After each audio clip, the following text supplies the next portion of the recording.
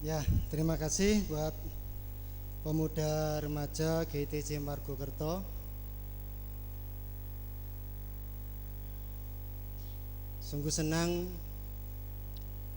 jika terus bisa melihat mereka seperti ini. Dan tentu semuanya itu perlu dukungan dari kita-kita yang usianya sudah di atas mereka.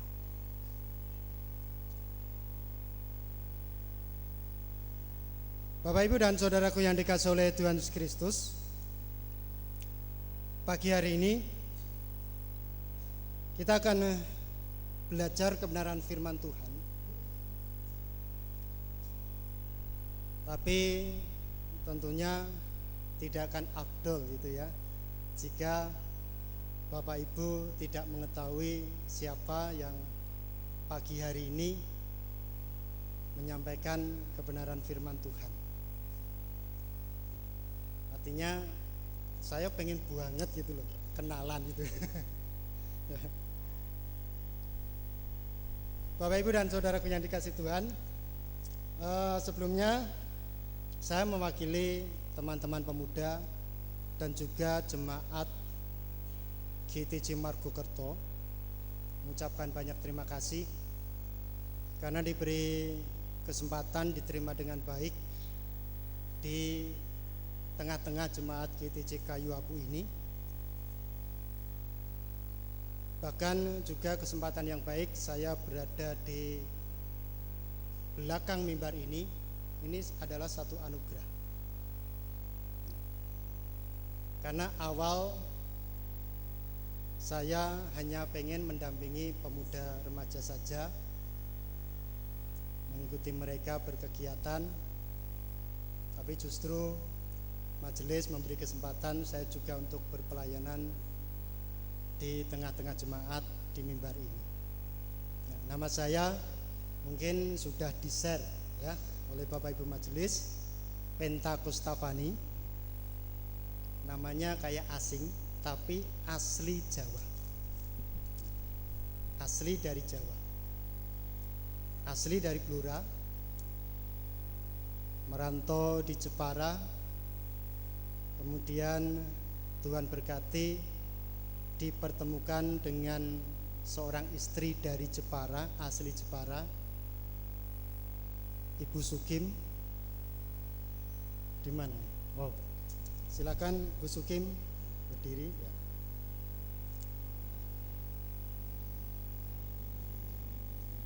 Hanya satu. Anak dua, cowok semua. Yang besar saat ini sedang mempersiapkan tugas akhir kuliah di Satya Wacana. Yang nomor 2 baru kelas 3 SMK. Doa kami kakaknya wisuda, adiknya masuk kuliah supaya tidak double biayanya. Nah, kemudian kami dari Margokerto, gembala di sana ada 4.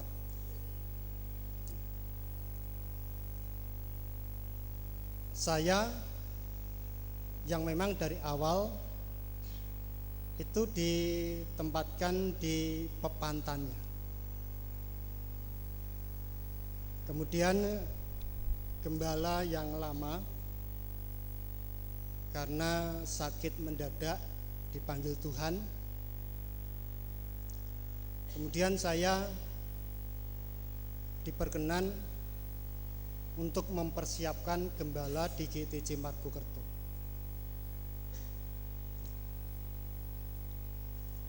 Dari mereka TO dan ya dua-duanya orientasi. Karena 2 yang ada di Margokerto, yang satu saat ini sudah pendeta, yang satu guru Injil. Yang satu pendeta ini Bapak Pendeta Tri Atmono, yang jika masih diperkenan Tuhan minggu kelima akan bersama dengan tim datang kembali ke sini untuk melayani Bapak Ibu semua. Beliau adalah menantunya Bapak Pendeta Sakeus Ibu Vera.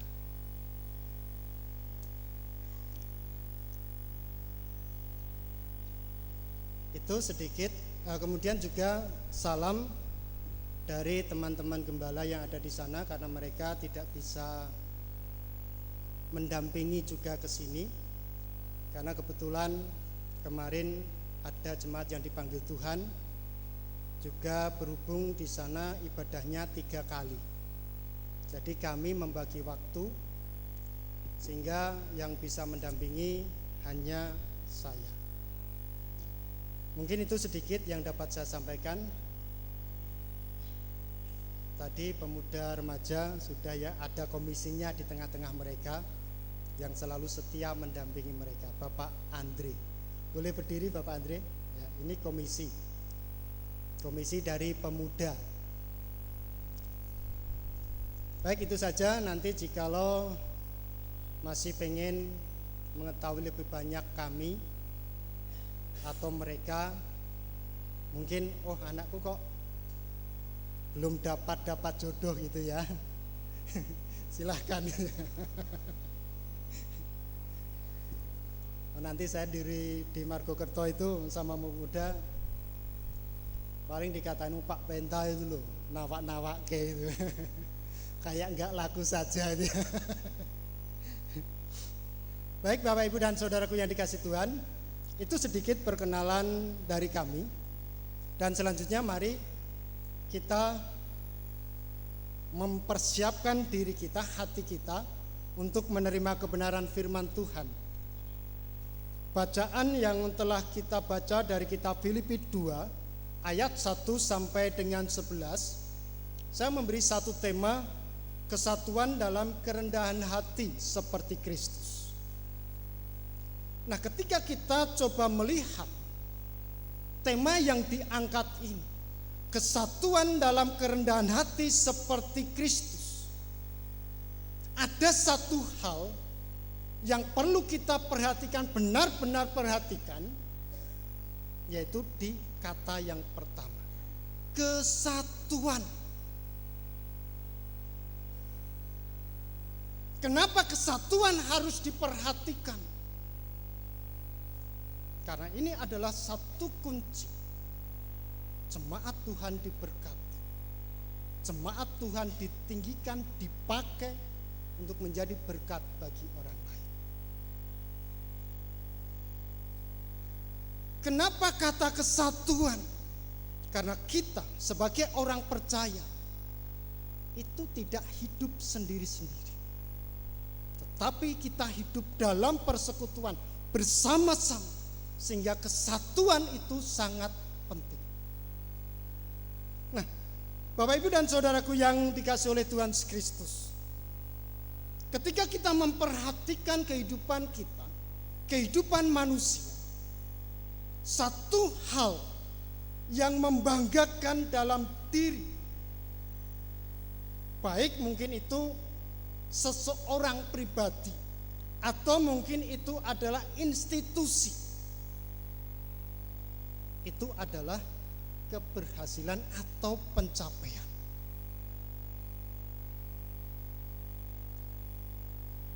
Jadi ketika seseorang mendapatkan pencapaian yang di atas rata-rata atau bahkan bisa dikatakan luar biasa, itu adalah satu kerinduannya, itu adalah satu kebanggaannya. Mungkin bagi mereka yang saat ini masih pelajar, pencapaian bisa selalu mendapatkan peringkat tertinggi, itu pencapaian. Mungkin juga bagi institusi, komunitas, kelompok, organisasi, ketika kemudian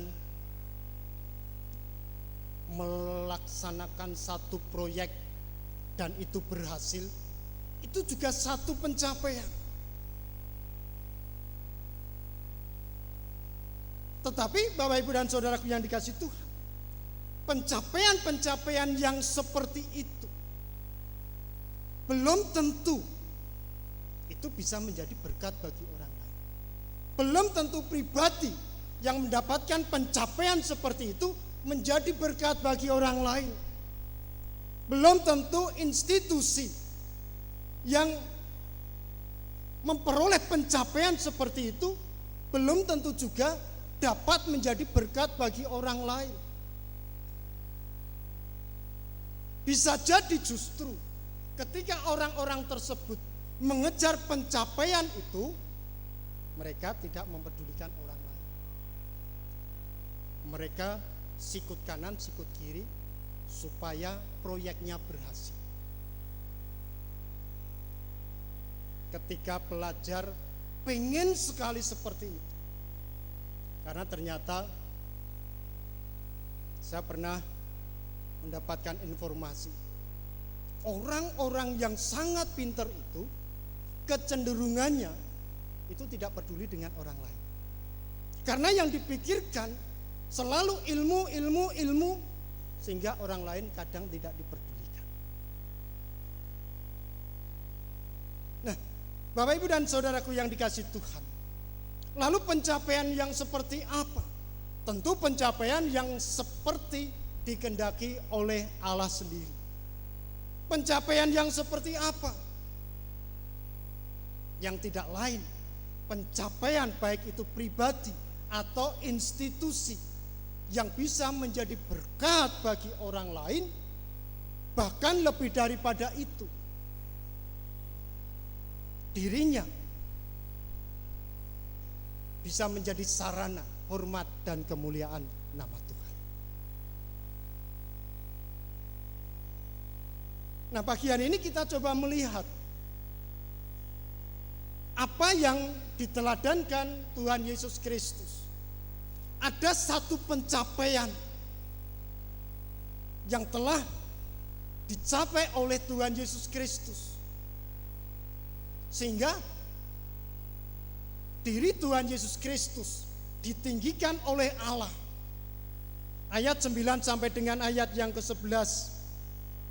Di situ dikatakan, itulah sebabnya Allah sangat meninggikan dia dan mengaruniakan kepadanya nama di atas segala nama, supaya dalam nama Yesus bertekuk lutut segala yang ada di langit dan yang ada di atas bumi dan yang ada di bawah bumi, dan segala lidah mengaku Yesus Kristus adalah Tuhan, bagi kemuliaan Allah Bapa.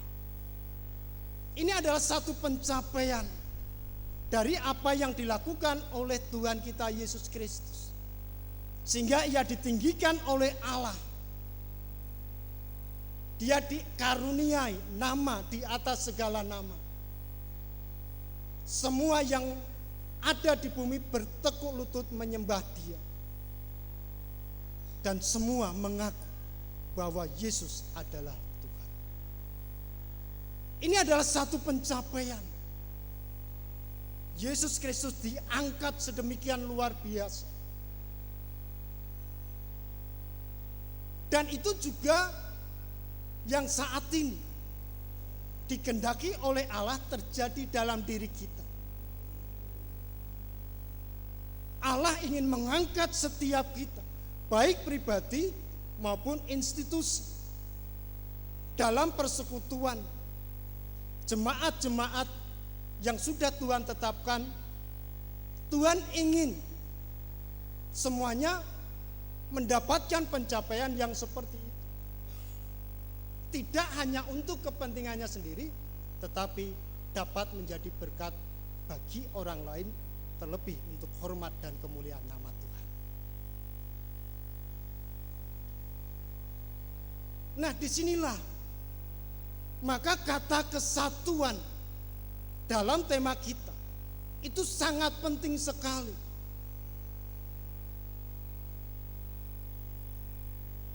Karena Yesus Kristus dapat memperoleh pencapaian sampai ditinggikan oleh Allah. Ini juga meneladankan tentang kesatuan. Dan saat ini mari kita coba melihat kesatuan yang seperti apa yang dikehendaki Allah, sehingga nanti kita diangkat oleh Allah memperoleh pencapaian yang luar biasa, tidak hanya untuk kepentingan diri kita, tetapi untuk kepentingan orang lain, menjadi berkat bagi orang lain. Dan selebihnya yang Tuhan kehendaki, setiap orang memuliakan nama Tuhan, mengenal nama Tuhan, menyembah nama Tuhan, menerima nama Tuhan, memuliakan nama Tuhan. Yang pertama, Bapak Ibu dan Saudaraku yang dikasihi Tuhan, mari kita melihat, memperhatikan ayat 1 dan ayat yang kedua. Di situ dikatakan, jadi karena dalam Kristus ada nasihat, ada penghiburan kasih, ada persekutuan roh, ada kasih mesra dan belas kasihan. Karena itu sempurnakanlah sukacitaku dengan ini. Hendaklah kamu sehati sepikir dalam satu kasih, satu jiwa, satu tujuan. Mari kita wujudkan, mari kita ciptakan kesatuan di dalam jemaat. Karena ketika kesatuan itu dapat kita ciptakan di tengah-tengah jemaat, tentu hidup kita secara pribadi juga diberkati. Melihat ayat 1 dan 2, maka kesatuan yang perlu kita lakukan, kita dasarkan di atas dasar kasih.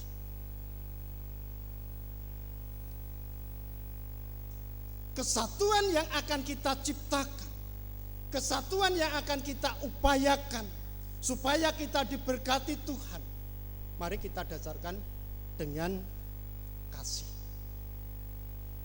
Yang mana di dalamnya, di situ ada nasihat, di situ ada penghiburan kasih, di situ ada persekutuan roh, kasih mesra dan belas kasihan. Akan indah ketika dalam persekutuan orang-orang percaya bisa saling menasihati, bisa saling mendukung, bisa saling melayani. Dan semuanya itu kalau tidak didasari dengan kasih, tidak akan bisa siapapun melakukan itu. Ketika tanpa kasih, mendekat saja pasti tidak mau, apalagi memberikan nasihat. Tanpa kasih, mendekat saja tidak mau, apalagi kok mau melayani. Tidak bisa. Jadi mari Bapak Ibu dan Saudaraku yang dikasihi Tuhan, ciptakan kesatuan di dalam kasih, saling memperhatikan satu dengan yang lainnya. Jangan lihat, oh dia kok orangnya seperti ini. Tidak. Oh dia orangnya kok saat ini kaya, diberkati Tuhan begitu luar biasa, kemudian minder, tidak mau mendekat. Jangan. Kasih dasarkan dalam mewujudkan kesatuan. Dan itu yang diajarkan Tuhan Yesus Kristus. Yang kedua, Bapak Ibu dan Saudaraku yang dikasihi Tuhan,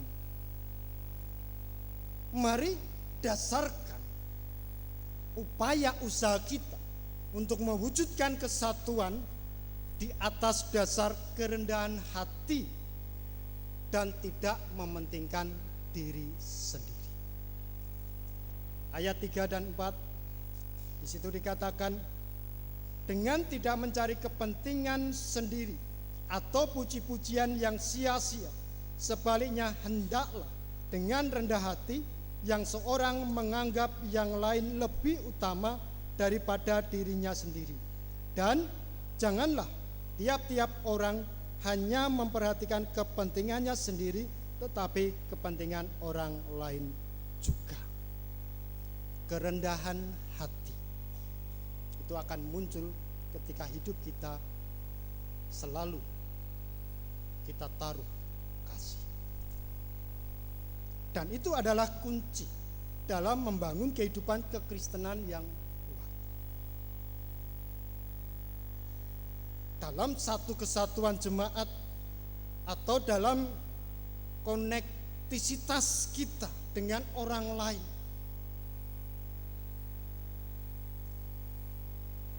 ketika diri kita rendah hati, tidak mementingkan diri sendiri,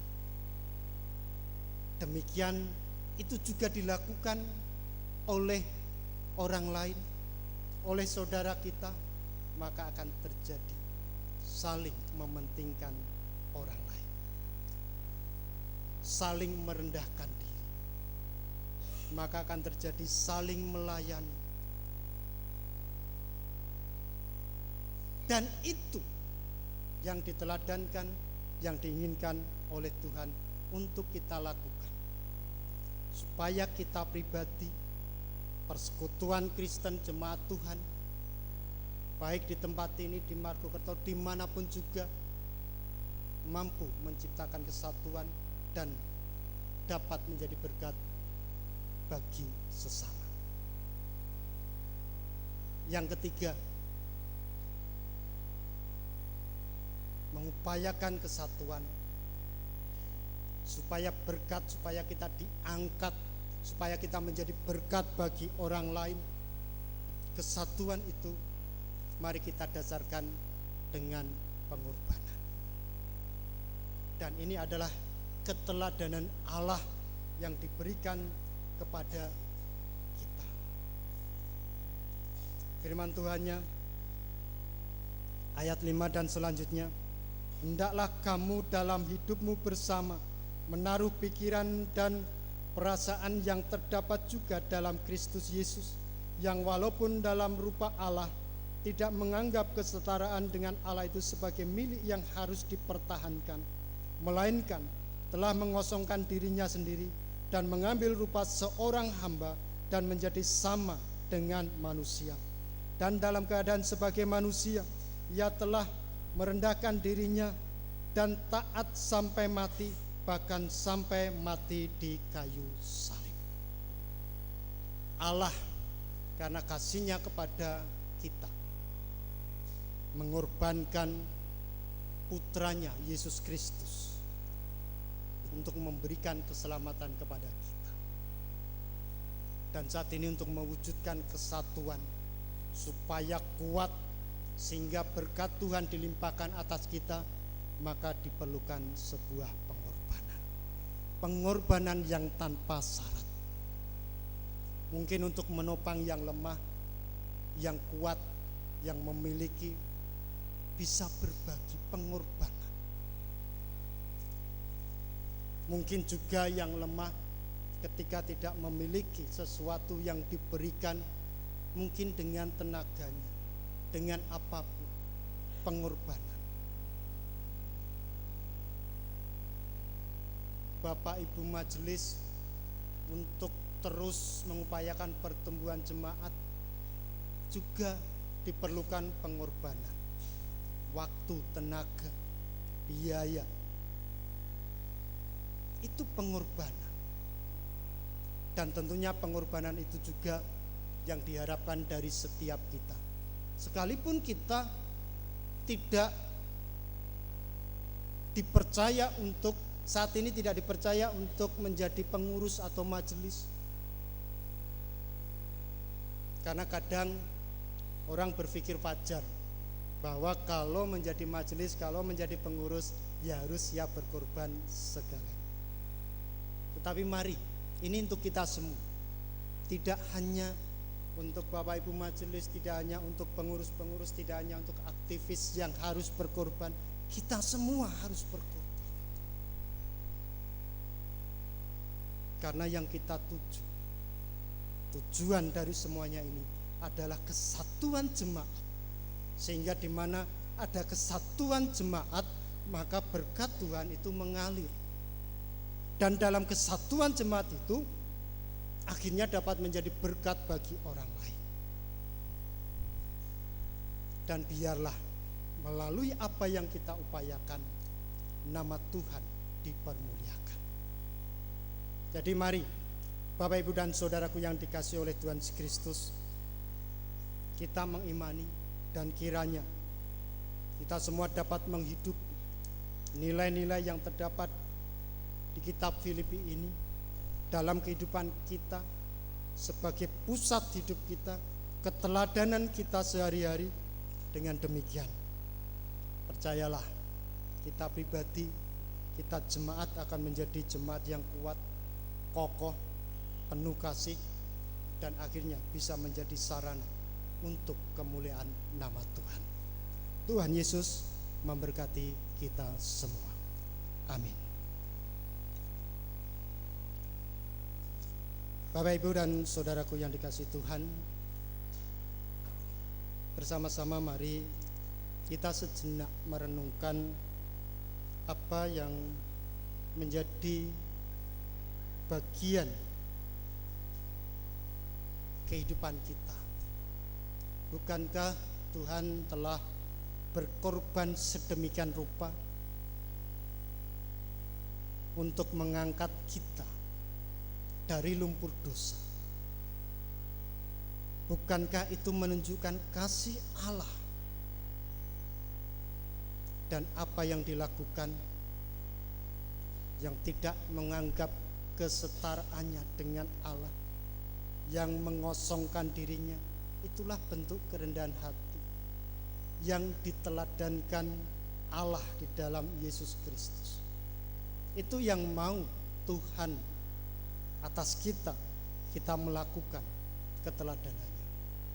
Mari bersama-sama kita menghampiri Tuhan dan kita berdoa. Kami bersyukur Tuhan atas setiap apa yang telah Engkau nyatakan kepada kami